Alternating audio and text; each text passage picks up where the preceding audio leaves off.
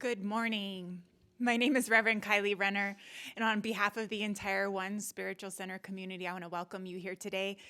Welcome to my living room. I'm here with Sid Fendley and my amazing husband, Zephyr Renner, who is being a little special this morning. So here we are, ready to enjoy our time together. I'm so grateful in this time of such rapid change that we're still able to connect. We were talking this morning about how we are looking forward to our opportunity to be back in space together again.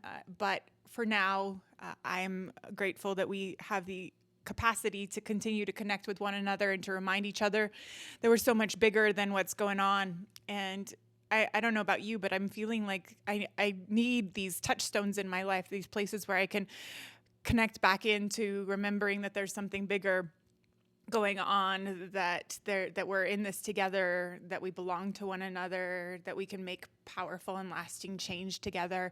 And I need those places to touch back on to remind me, because it's easy to get overwhelmed right now. So I know we're doing this all in our own way, and everything looks different depending on what your experience is. But what I recognize is that we're in a powerful time together, no matter where you are in it, and that we belong to each other, and that we need to keep reminding each other of the truth of who we are, the truth of love and peace and power and wisdom in it all. So thank you for joining us in my living room this morning. Thank you for the love that you've continued to share during this time. It's been great to connect with some of you over the phone or via email or via messaging, just to hear how you are doing and to connect in that way. If there is something you need, please reach out. If you need prayer, if there's something going on where you just feel like you could use some support, please know that we are here. That's what we're here for right now. That's what is essential for me right now. So thank you. And I think it would be great if we did a little bit of centering, because we could use it in this room this morning. So if you're comfortable where you are with closing your eyes, as in you're not listening while you are driving, please do so, closing your eyes and bringing yourself present to what it feels like to be right here. So there's going to be all kinds of things that need to be figured out later. There are all kinds of things that are unknown in this very moment.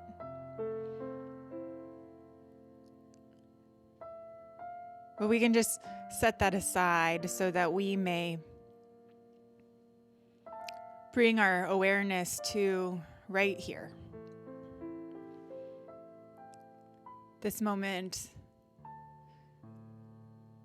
that has never existed before and will never exist again.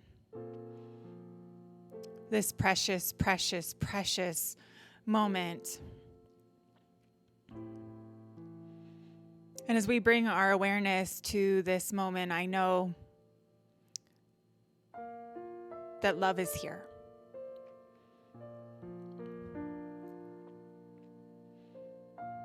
I know that peace is here.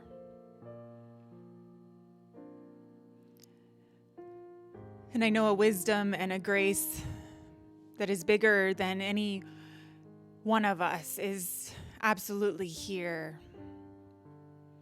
And so I just lean into that. I allow the power and the presence of the One to be bigger than anything that is going on.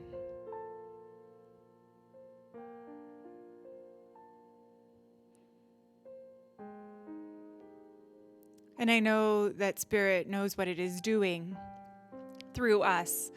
I know that it knows how to transform. I know that it knows how to lead the way. And so I let it. I let the wisdom of the one, the wisdom of remembering that we belong to one another, guide the way today. And I know that we each hear and feel exactly what it is that we need today for not only our greater good, but the greater good of this whole thing called life. That through us, Spirit is doing a great and mighty work.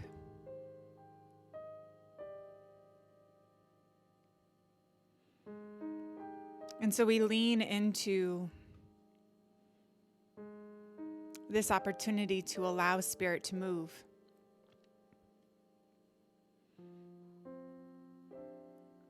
And we let it be.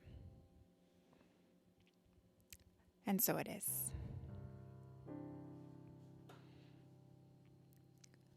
To prepare the way for our meditation this morning, provided by our brilliant and talented John Bartlett, we have a poem by Mary Oliver that seemed perfect for this season of renewal that we are in the midst of all of it.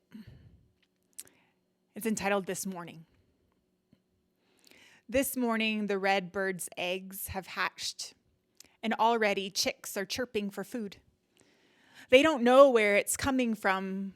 They just keep shouting, more, more. As to anything else, they haven't had a single thought. Their eyes haven't opened yet. They know nothing about the sky that's waiting, or the thousands, the millions of trees. They don't even know they have wings.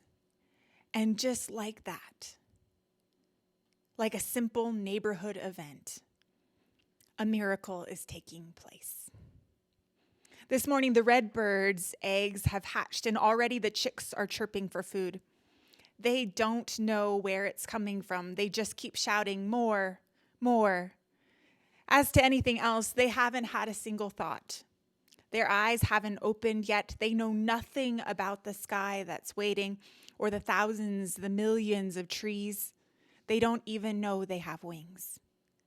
And just like that, like a simple neighborhood event, a miracle is taking place. And so we just allow this simple neighborhood event, the miracle that is taking place in us and around us, to move us wherever it takes us today during this meditation.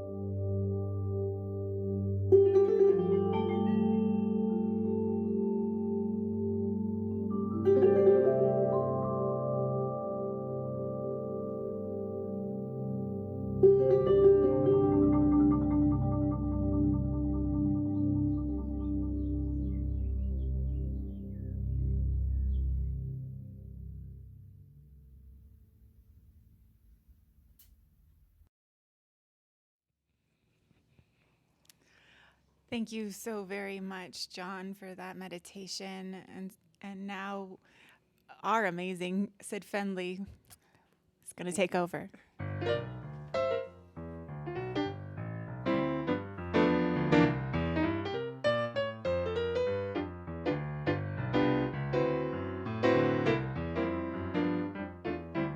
You might be saved, you might be reborn, you might own a car with a big loud horn. Maybe it's the news on your television. It might be God trying to get your attention. You're an engineer working on a farm, or a Casanova with a whole lot of charm. Might be a mouse who's living in your kitchen, or it might be God trying to get your attention.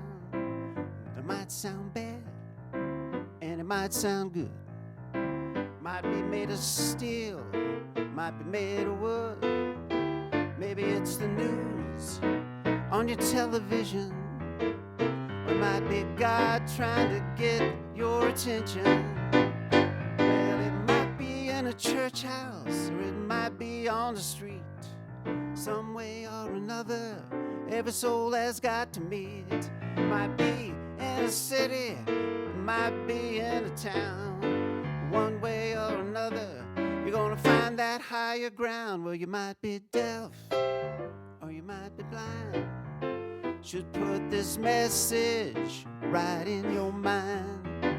Might look like a plan or a coalition, or it might be God trying to get your attention.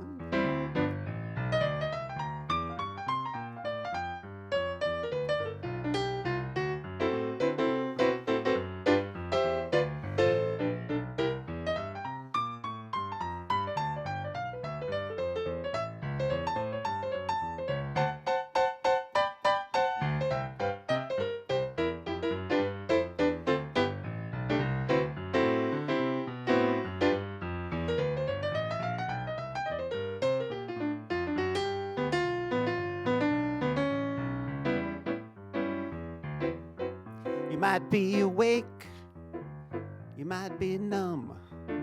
You'll get the answer when the answer comes.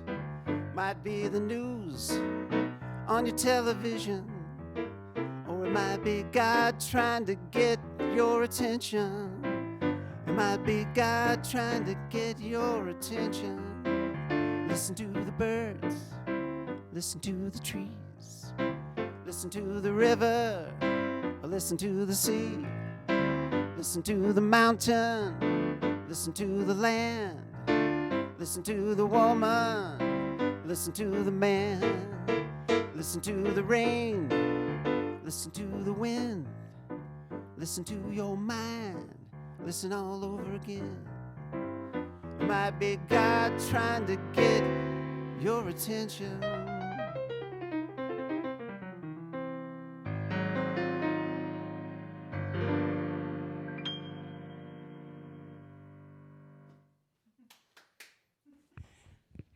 Yay. Got my attention, that's for sure.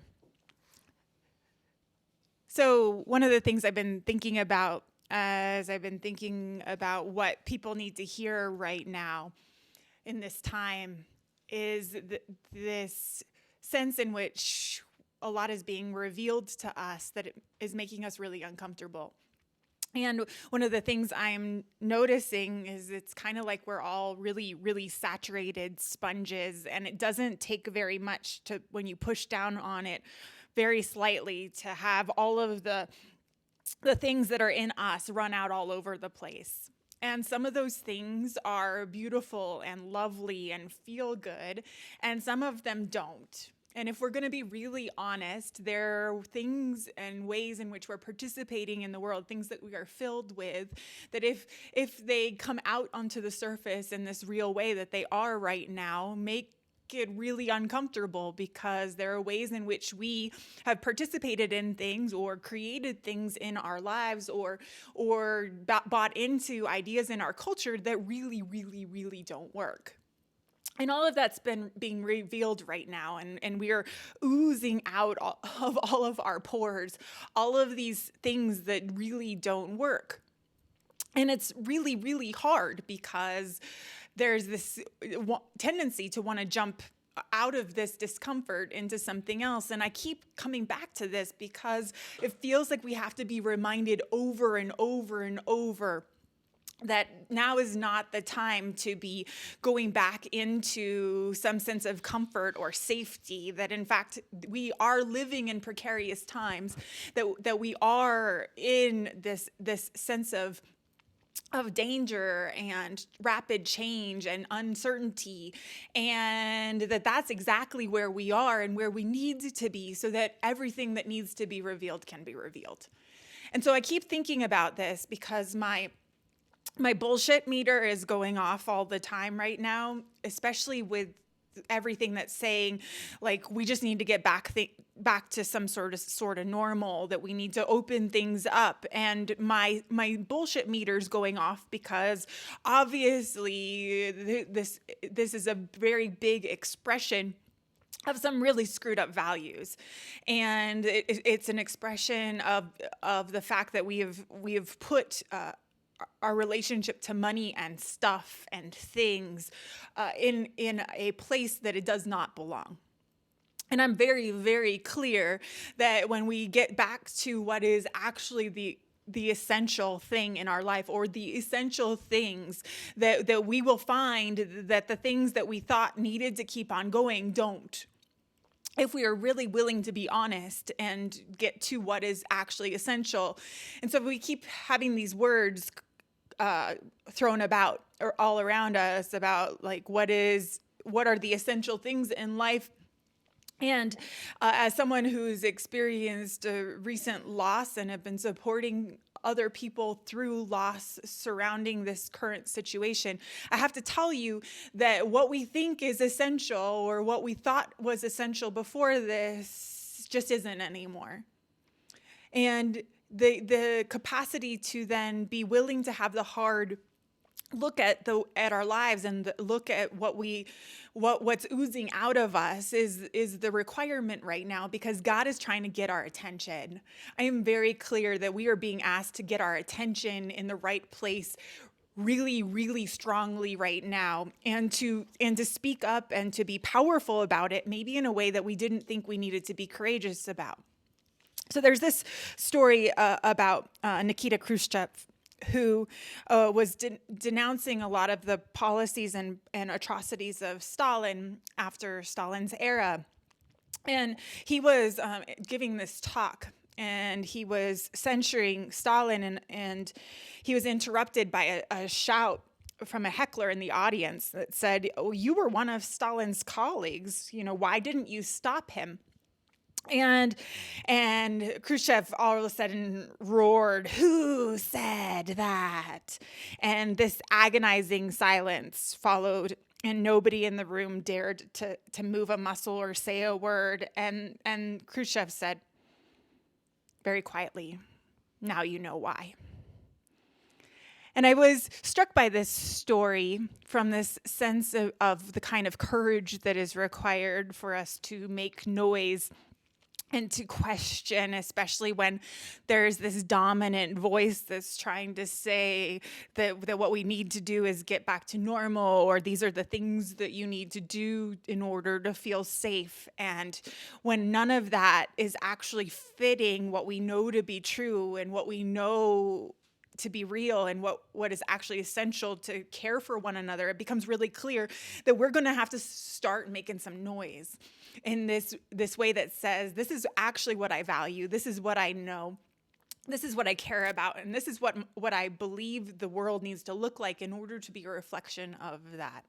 This is what is actually essential, not how much money is in the bank account, not what status I feel like I have, but this other thing, which for me always boils down to love. that love is really the only thing that is essential. And if we cannot find that when we are being squeezed or pushed or maneuvered by life or transformed by it, then we are missing the frickin' point. And so here we are having our attention being got in this way that I never expected. I don't think any of us expected to have this amazing reflection right now of all of the systems that aren't working just being so clearly reflected back to us that it's this very powerful chance that we've been given to let God get our attention and then to do something about it. But doing something about it requires courage, and it requires us to be really honest about where we're finding our security. So I kept thinking about that because it feels like if we think we're finding our security from outside of ourselves, if we think we're finding our security from the government or from our bank account or from some sense that we could predict what's going to happen tomorrow or next week or next month, then we are seeing very clearly how we deal with all of the unknowns in life. And it's uncomfortable and it doesn't feel good, but if we're willing to be honest and to cut the bullshit, we can see that we have some values that don't actually reflect what we really know to be true. That our lives in some places are reflecting back to us where we are still holding on to some ideas that somehow being human is about how much money we make and how much we accomplish and what our life looks like to other people, instead of this sense in which I believe that we've been asked here to be here on this planet to be something so much more than that. But here we are having our relationship with things and money and relationships questioned. And what an extraordinary privilege we've been given to actually have the opportunity to be clear in a way that maybe we haven't been clear before. So I'm noticing that there's some really big bullshit lines being played though right now. And one of them in spiritual circles is this thing that I keep hearing that your fear is worse than the virus. And I have to tell you, no. Like, please stop. And why please stop is because the fear is actually relevant and powerful and useful and necessary. And it is spiritual to be experiencing that. And it is not worse than the virus. It is part of this experience, and it is a requirement that we be in the presence of it instead of just keeping on trying to deny it and push it away. Because denying this virus is not going to make it go away. We cannot pray it away. Your capacity to be so spiritual that you think it's not going to affect you is ridiculous.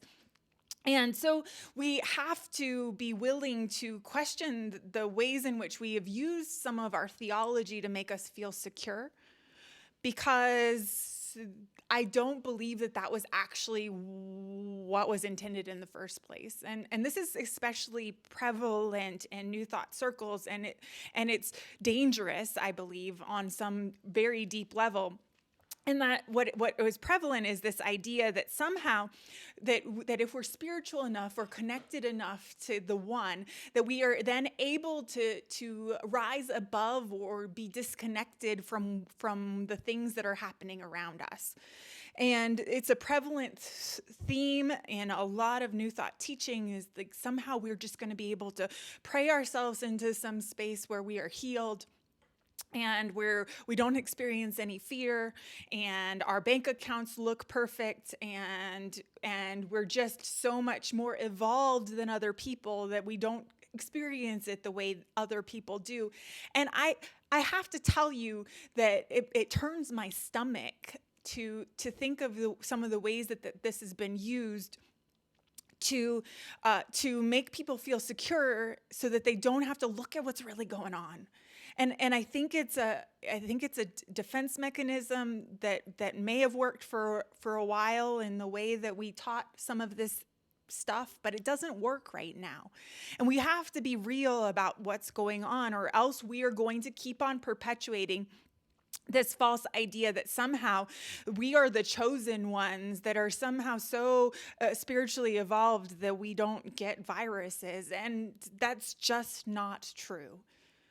And so we may be privileged enough to be having the conversation, to have these other questions that we are encountering, but that does not make us immune to the reality of the fact that there's some really big things going on that are asking us to actually pay attention to them, that are asking for us to pay attention and to do something, to speak up, to speak up for those who are especially having an experience of this that is very different than maybe what ours is.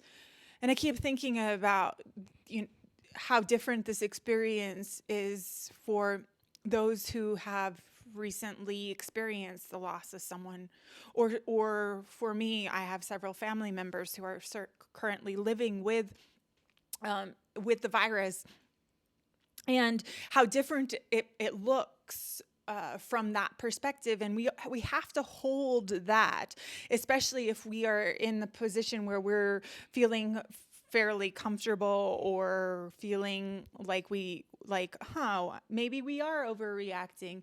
Maybe this isn't as a big deal. And we're starting to question that. And even the fact that we're able to question is a deep and powerful privilege. But we have to also remember that we're being asked to not get drawn into some sense in which we feel like we need to go along with some dominant narrative and actually step out into what we know to be true. So there's a famous university study that was conducted. That is, the study is that they put 10 students in a room, and they show all of these students 3 lines of varying length that are on a card. And the students are told to raise their hands when the instructor points to the longest line. But the study is interesting because what happens is that 9 of the students before the class starts are instructed beforehand to raise their hands when the instructor points to the second longest line. And so the one student who doesn't know what's going on has the usual reaction and will put their hand up when the actual longest line is pointed to. But then they look around, and realizing that they're all alone in that, they have this tendency to put their hands back down. And this happens, they found in this study, 75% of the time. That one person, seeing that other people are saying something different, are willing to put their hand down, even though they know that it is not the longest line, 75% of the time. And I'm bringing this up because I think that the courage to keep our hands up is the courage that we're being called to right now. The courage to say, no, this is not right. That is not the longest line. That is not what I value. That money is not my God. That love is what is important here. And to keep our hands up, even when and if it becomes unpopular. And we're watching this around right now, that this tendency to say that we have to keep on moving forward. We have to open up, and it is going to be a requirement for those of us who are willing to be transformed by this experience, to keep our hands up and say, actually, I'm not willing to let things go back to the way they were. That is not what I signed up to do here. That's not what God is getting our attention for. In fact, God is getting our attention so that we can set in motion something really different, something that we don't yet imagine that is possible before, and probably wasn't possible before all of this happened. So I love that Mary Oliver poem that I started with this image of these birds that are receiving this food. They haven't opened their eyes yet. They've just been hatched, that they have no thought other than than wanting more of what was just given them.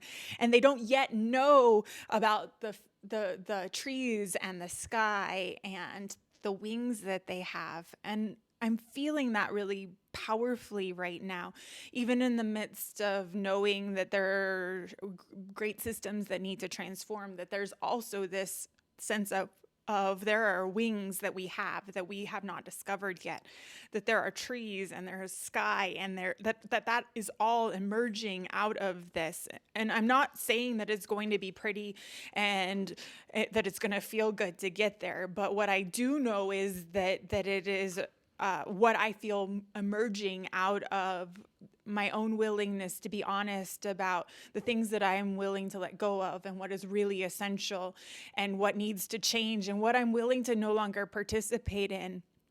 And there's a lot that needs our attention in that way. So here we are, saturated, probably close to overwhelmed, maybe more overwhelmed than we would like to be by this experience. And we're finding out by all the pressure that is being exerted on us and what is flowing out of us more about what we're really about.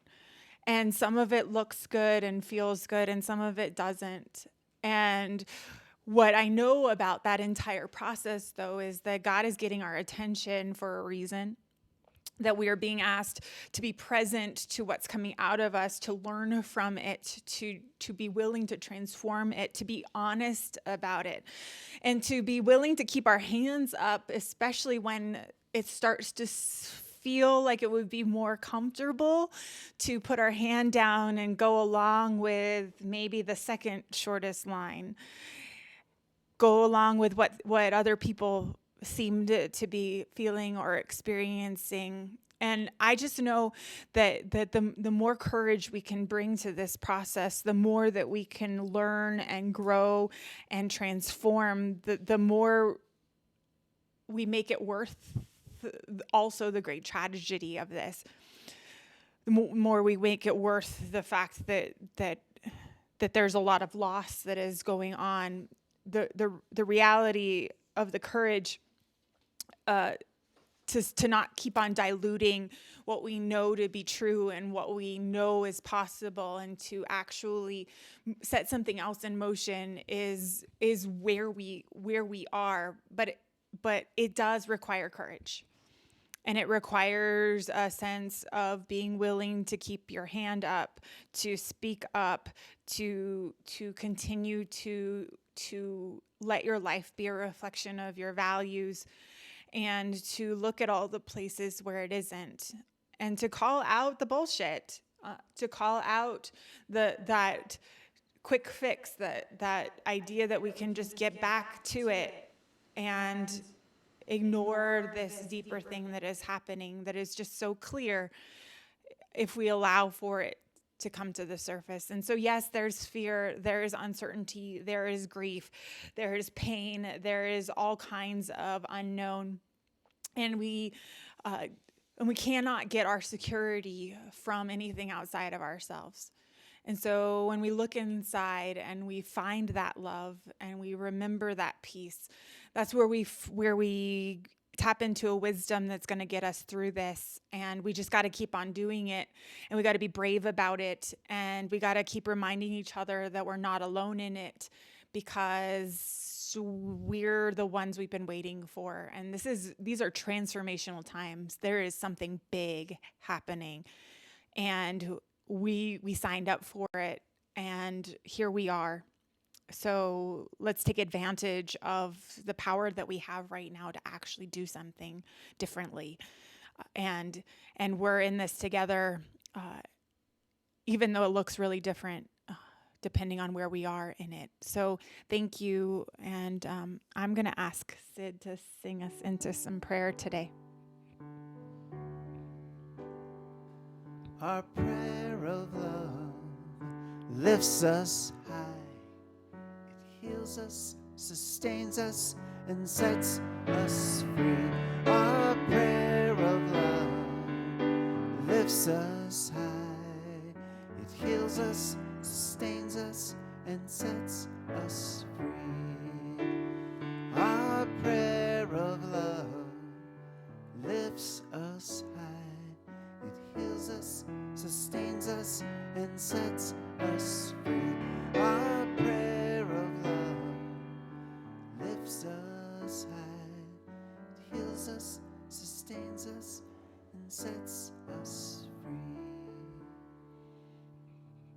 And so our prayer of love today is a prayer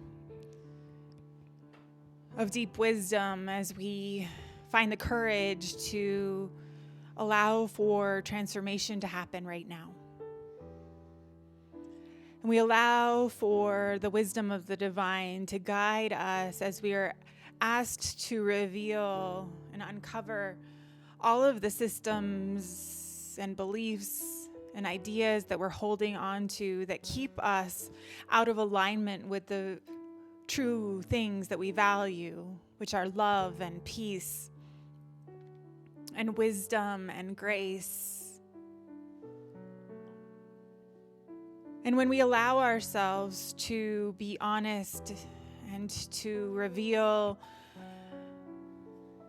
all of these places that need our attention and need our clear reflection, we find that Spirit knows exactly how to guide us into the creation of something new.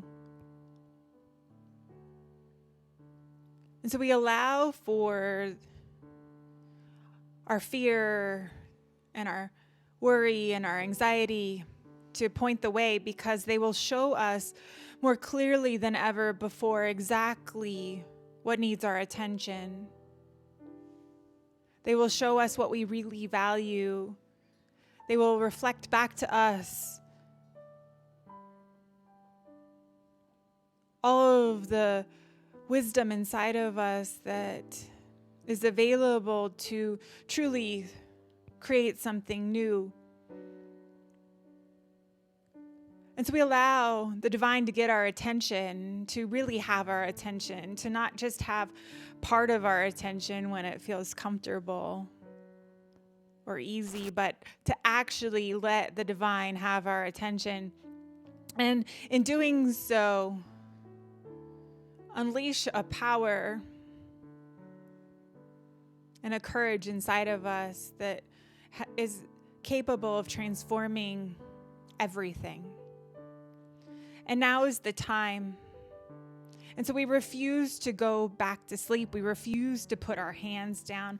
We refuse to stop demanding a world that works for everyone. We refuse to stop commanding the power within us to step forward, to continue to guide us in how we get to show up for one another. And we allow for Spirit to continue to move, even in our questions, even in the deep sense of unknown, as we find our sense of security inside.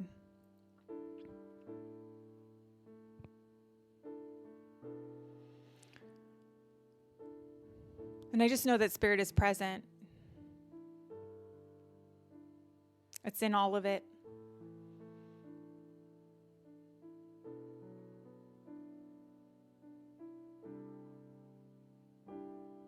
And so I let this prayer of love embrace and pour over anyone who particularly needs at this moment in time a reminder of how loved they are.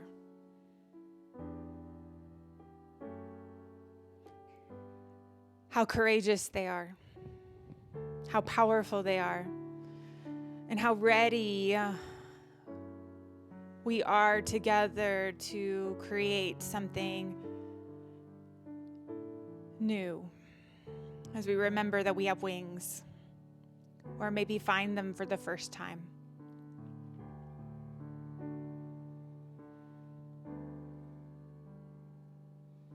And so we let our wisdom and our honesty and our strength and our resilience and our willingness to step out and speak up and care for one another to continue to guide the way.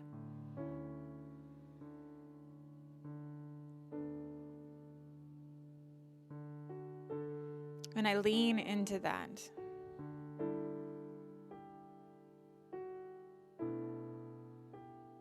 And I let it be.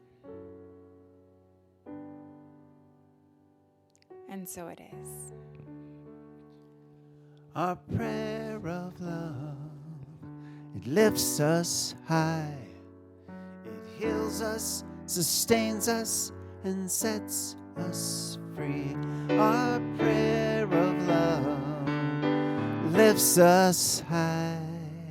It heals us, sustains us, and sets us free. Still trying to decide what I'm going to play. Okay.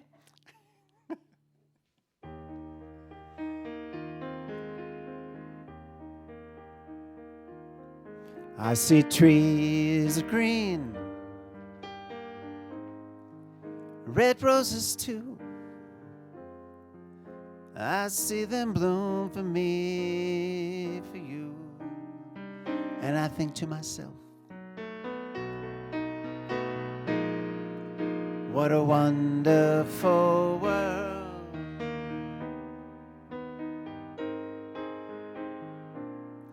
I see skies of blue and clouds of white. The bright, blessed day, the dark, sacred night. I think to myself,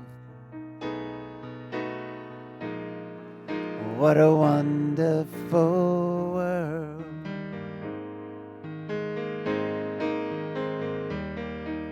The colors of the rainbow, so pretty in the sky. They're also on the faces of people passing by. I see friends shaking hands, saying, how do you do? They're really saying, I love you. I hear babies cry, and I watch them grow. They learn much more than I'll ever know. Well, I think to myself, what a wonderful world.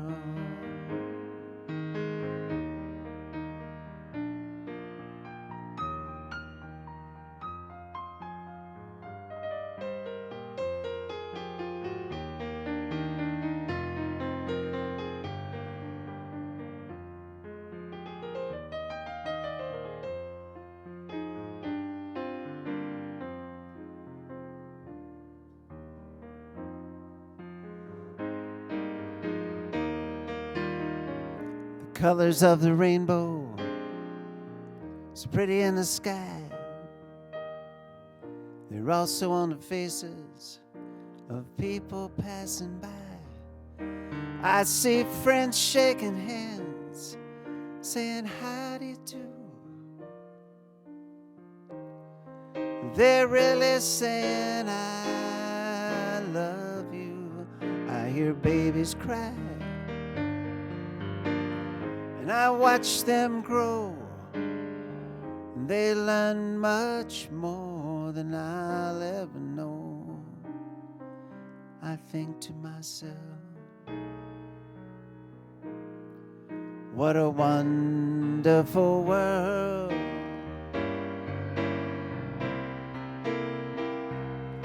Yes, I think to myself, what a wonderful world.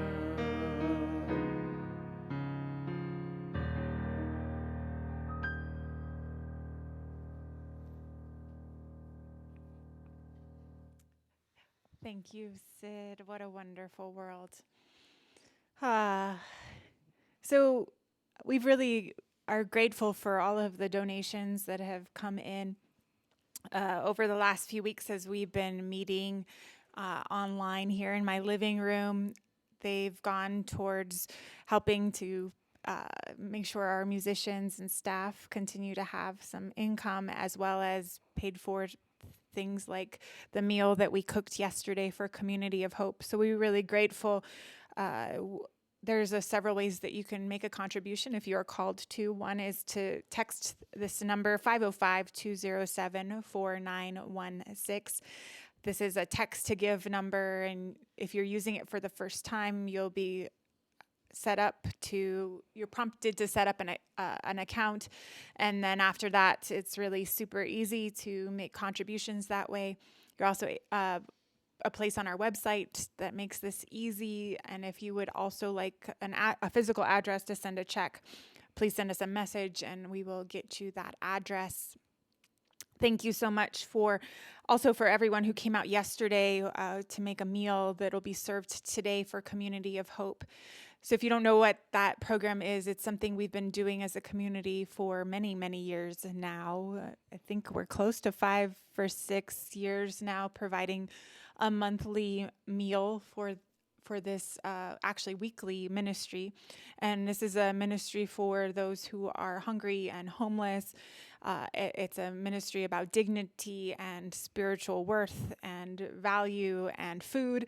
And it's such an honor to be able to provide a meal for that. So today at 1 o'clock, a meal that we made yesterday will be served. So if you're thinking about it around 1 today, send some extra love with this meal out to the community of people who are experiencing hunger and homelessness right now, which I cannot quite even imagine what all of this feels like and looks like from that perspective. And just sending some extra love along with the nourishing food. So thank you for those who came out yesterday to make that happen. We will also be at Roadrunner Food Bank as a group next Saturday. This is also something that I've been participating in. I was trying to figure out how long exactly, but here in Albuquerque, I've been going to Roadrunner Food Bank at least once a month for the last 10 years, either by myself or taking a group with me. And it's just a great way to give back to the community. They're taking special precautions for keeping everyone safe. And there's just a tremendous amount of need right now. So if you're available next Saturday at 11 a.m., we will be meeting at Roadrunner Food Bank. Feel free to contact me if you want any more information about how all that works and what that looks like. And I've also had people say, I really like to be there, but I'm caregiving for my 86-year-old mother. What should I come? And I keep saying, no, please don't. If that's what you're, please keep yourself safe, keep your family safe. As someone who's experiencing grief in this time during social distancing, I promise you do not want to be experiencing it now or anytime, but especially now. So please do whatever you need to do to keep yourself and those closest to you safe. But if you are feeling well and are available, we'd love to have your assistance. And we will be back at it in April, and we're just going to keep going because that's what it's May. It'll be May. That's one of those things that's happening right now is what month is it? What day is it? So we'll be back the third Saturday in May making a meal, and the fourth Saturday in May at Roadrunner Food Bank as well. So thank you so much for your continued love and support. Thanks for watching online. Thanks for all of the people who reach out and tell us how meaningful it is to be able to keep on doing this. It makes it worth it. Because it's really awkward. I have to tell you, it's really hard not to have a reaction like, am I making any sense? Or is everyone throwing tomatoes at their computers right now? So I love you. Thank you for being here. And we have a song to sing.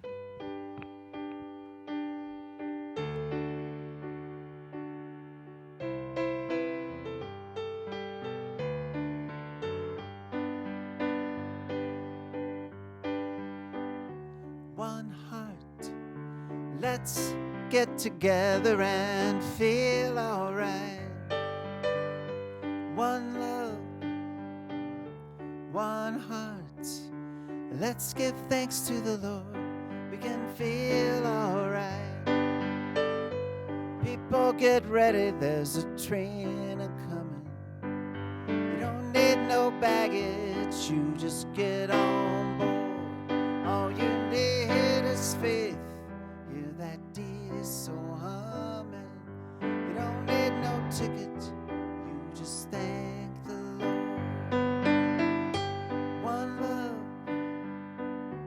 one heart, get together and feel alright. One love, one heart. Let's give thanks to the Lord. We can feel alright. People get ready, there's a train to Jordan. It's picking up passengers from coast to coast. Faith is the key, open the doors and board 'em. There's room for all that love the most. One love, one heart. Let's get together and feel alright.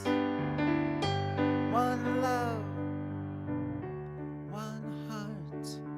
Let's give thanks to the Lord. We can feel alright. Let's get together and feel alright. Thank you, Sid. Thank you, Zephyr. Thank you all who are making this happen and keep on going. We have one last blessing to sing to one another today.